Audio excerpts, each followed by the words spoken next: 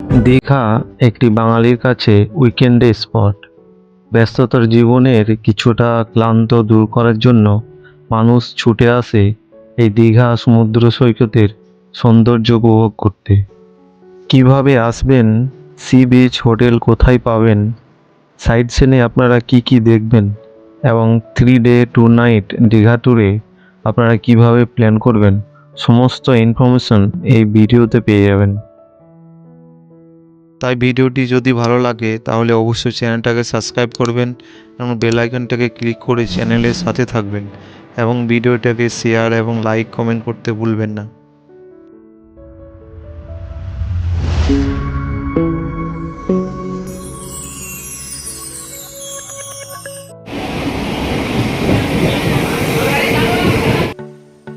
আপনারা মাত্র 40 টাকার বিনিময়ে খুব সহজে দীঘা পৌঁছে যেতে পারেন। সাঁতরাগাছি থেকে সকাল 6টা 10-এ লোকাল ট্রেনটি ধরে চলে আসুন মেচেদা। সেই ট্রেনটি আবার মেচেদা থেকে কনভার্ট হয়ে মাত্র 4 ঘন্টার মধ্যে সকাল 11টার মধ্যে দীঘা পৌঁছে যান। তাছাড়া আপনি হাওড়া থেকে 6টা 50 মিনিটে তাম্রলিপ্ত এক্সপ্রেস পেয়ে যাবেন। মাত্র 105 টাকায় 3 ঘন্টার ব্যবধানে দীঘা পৌঁছে যাবেন। দীঘায় সমস্ত হোটেলে চেক ইন বা চেক আউটের সময় সকাল 10টা থেকে 11টার মধ্যে। তাই এ সময়ে দীঘা পৌঁছালে হোটেলে চেক ইন করতে কোনো অপেক্ষা করতে হবে না।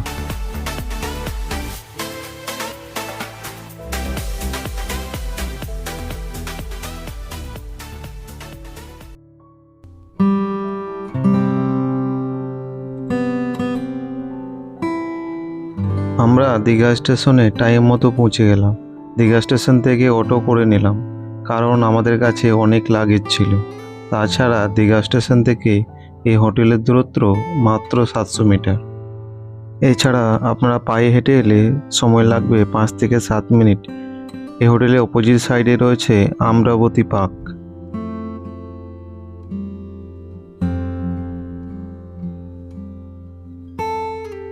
আমাদের অনলাইনে রুম বুকিং করা ছিল, তাছাড়া আপনি হোটেলে গিয়েও রুম বুকিং করতে পারেন।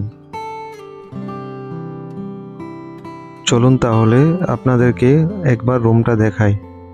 আমাদের রুম নাম্বার হলো 308। দেখুন, বসার জন্য সোফা রয়েছে একটা, খাবার জন্য টেবিলও পেয়ে যাবেন। এই বেডে আপনি 3 থেকে 4 জন আরাম করে ঘুমাতে পারবেন। এখানে আপনি আয়না, টিভি এবং জল খাওয়ার জন্য গ্লাস, জগ, তাছাড়া আপনি এখানে ব্যাগ বা জামা কাপড় রাখতে পারবেন। শীতের সময় এলে আপনি এই ব্ল্যাঙ্কেট ইউজ করতে পারবেন।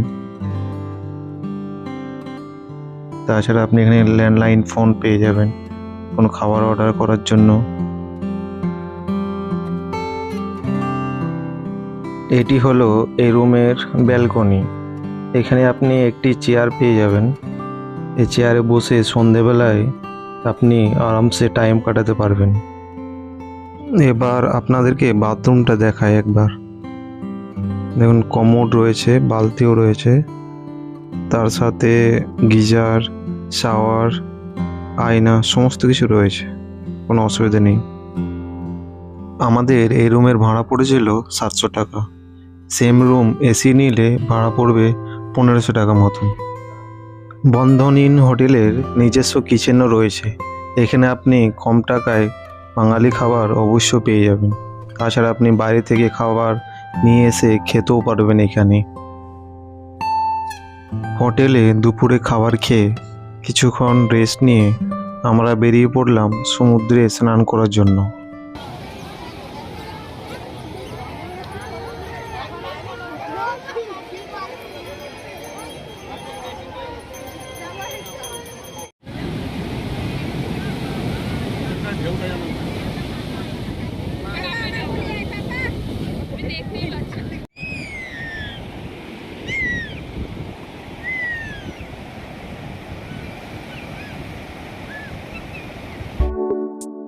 সন্ধ্যার সময় এখান থেকে আপনি বার্গেনিং করে মাছ কিনে বারবিকিউ করতে পারবেন।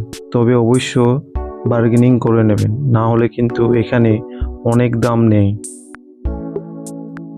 আমার যেটা দেখে মনে হলো, আপনারা যখন বারবিকিউ করবেন অবশ্যই কাছে থাকবেন, না হলে ওনারা কিন্তু ঠিক মতন ফ্রাই করছে না।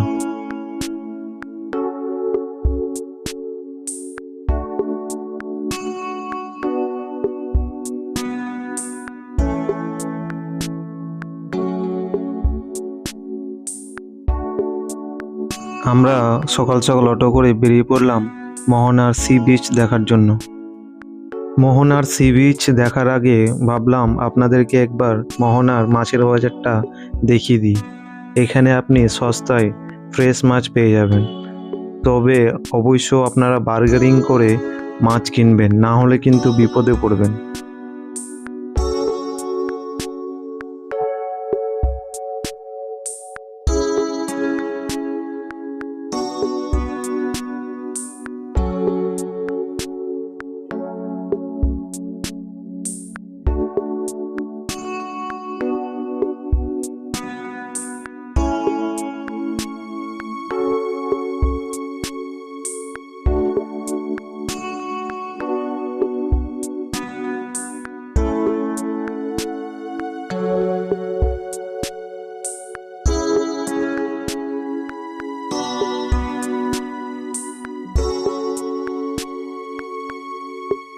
মাছ অবশ্য আপনারা দেখে নেবেন। আপনারা বাড়ি নিয়ে যেতে চাইলে এখানে আপনি প্যাকিংয়েরও ব্যবস্থা পেয়ে যাবেন, এক্সট্রা কিছু চার্জ আপনাদেরকে লাগবে।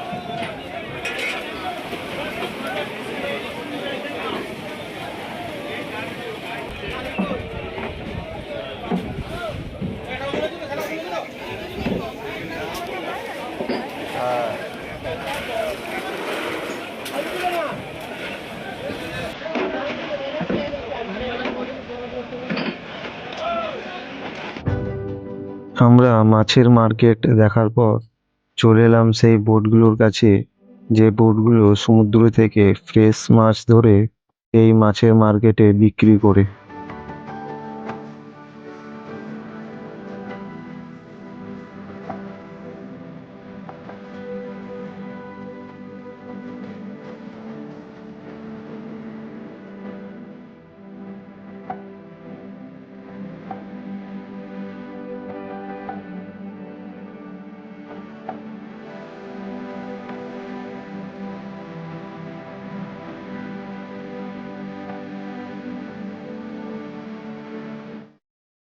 চলুন তাহলে মোহনার এক আকর্ষণীয় জায়গা দেখায় আপনাদেরকে, যে জায়গা দেখার জন্য টুরিস্ট এখানে ছুটে আসে।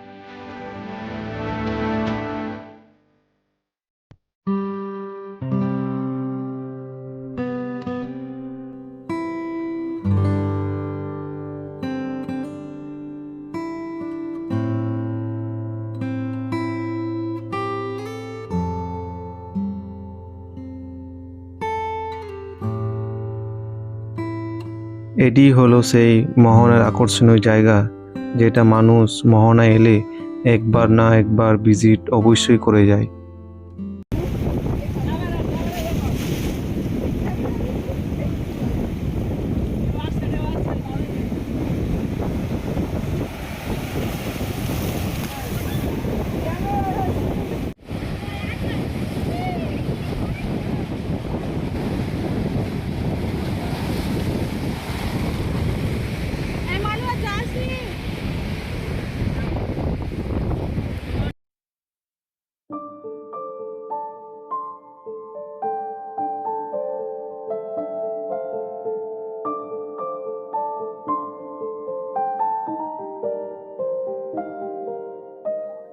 এখানে আপনি চেয়ার ভাড়া নিয়ে বন্ধুদের সাথে বা ফ্যামিলির সাথে বেশ কিছুক্ষণ টাইম স্পেন্ড করতে পারবেন এই সমুদ্র সৈকতে বসে।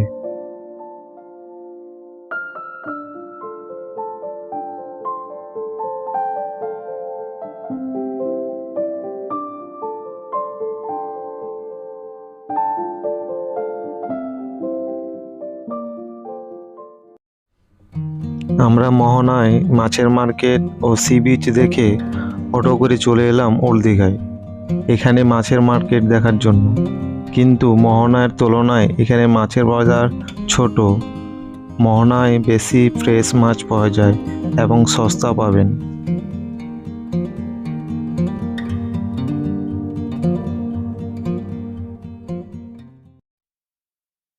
এটি হলো ওল্ড দীঘার সি বিচ। এখানে আপনারা কিছুক্ষণ টাইম স্পেন্ড করতে পারবেন, অবশ্য আপনাদেরকে খুব ভালো লাগবে।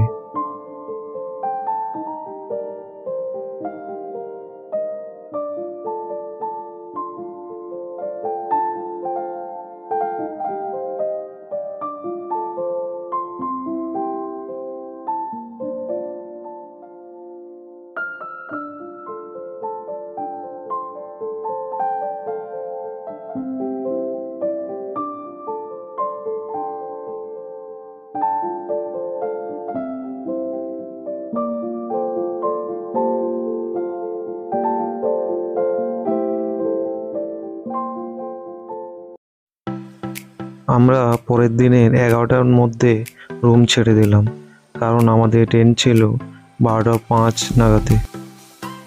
এই লোকাল ট্রেনটি দীঘা থেকে 12:05 নাগাদে ছাড়বে এবং মেচেদা থেকে কনভার্ট হয়ে সাঁতরাগাছি পর্যন্ত যাবে। তাই ভিডিওটি যদি ভালো লাগে তাহলে অবশ্যই চ্যানেলটাকে সাবস্ক্রাইব করবেন এবং বেল আইকনটাকে ক্লিক করে চ্যানেলের সাথে থাকবেন এবং ভিডিওটাকে শেয়ার এবং লাইক কমেন্ট করতে ভুলবেন না।